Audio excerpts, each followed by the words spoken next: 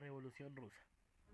Es el agrupamiento de todos los sucesos que condujeron al derrocamiento del régimen zarista imperial, en la instauración preparada de otro, leninista republicano, entre febrero y octubre de 1917, que llevó a la creación de la República Socialista Federativa Soviética de Rusia. El zar se vio obligado a abdicar. El antiguo régimen fue sustituido por un gobierno provisional. La Revolución de Febrero, que se focalizó originalmente en torno a Petrogrado, hoy en día San Petersburgo, en el caos, los miembros del Parlamento Imperial o Duma asumieron el control del país, formando un gobierno provisional ruso.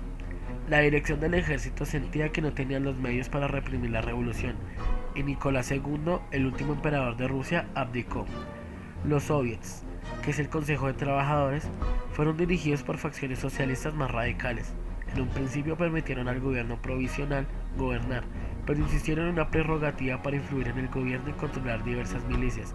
La Revolución de Febrero se llevó a cabo en el contexto de los duros reveses militares sufridos durante la Primera Guerra Mundial, que constan de 1914 a 1918, que dejó a gran parte del ejército ruso en un estado de motín.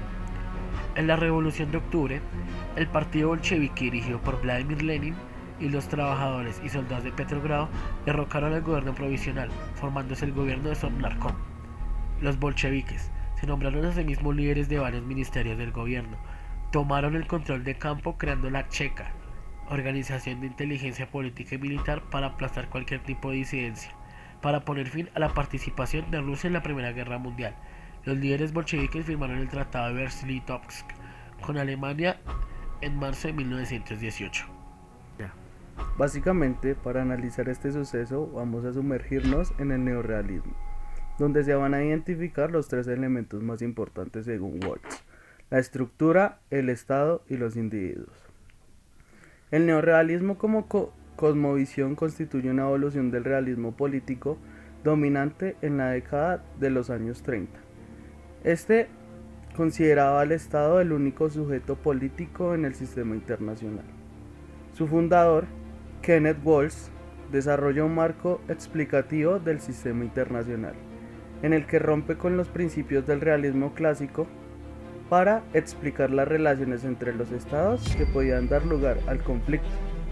Waltz, en su primer libro, El hombre, el Estado y la guerra, establece que el conflicto es dependiente de tres variables o imágenes: la naturaleza y el comportamiento humano, la organización interna de los estados y la anarquía internacional. Si bien es la anarquía la que verdaderamente define el universo en el que se desarrollan las relaciones internacionales, Waltz renuncia a las otras dos imágenes en su obra, Teoría de la Política Internacional, en la que se considera que las explicaciones de las conductas de las partes basadas en las características internas son reduccionistas, porque dichas características se encuentran en niveles inferiores al sistema. En la Revolución Rusa, el tema de seguridad se ve muy opacado, ya que es una guerra civil. Cada grupo, ya sea proletariado o real, no tenían una seguridad, pero lo que sí se veía era el incremento del hard power, que en pocas palabras es el poder militar, para así derrocar el régimen zarista, donde no se ve un balance de poder debido a que eran épocas de una guerra mundial, y pues Rusia en ese momento se encontraba en protestas. El poder de este mismo se veía muy debilitado, a diferencia de los estados enemigos, y pues la anarquía cumplía su labor, ya que no había una organización que controle la situación actual por la que estaba pasando Rusia y sus habitantes.